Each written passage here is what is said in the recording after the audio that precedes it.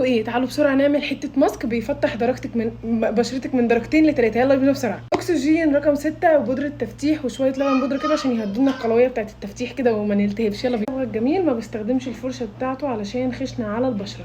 شويه الاكسجين كده زي ما انتم شايفين، وشويه البودره اهم، وبعد كده شويه اللبن البودر. الماسك ده مش للبشره الحساسه، ولو بشرتك عاديه لازم تجربي حته منه هنا وتشوفي الاول بشرتك هتتهيئ. ده بقى القوام اللي انا عايزاه. ويلا بقى نبدا. احط على ايدي بتبيض تبيض قلعه الدبله، وركزي خلي بالك لو وقع على هدومك هيبوظها. بصوا انا بعمل بحرص جدا كمان عشان عادي جدا لو حطيتيه هنا لان هو بيشقر لك الشعر اللي هنا، بس انا مش هينفع احط عشان انا بعمل ليزر، مش هينفع تشقير مع الليزر، فهكتفي بس في الحتت دقيقه بالظبط وهغسل. يلا هروح اغسل دلوقتي.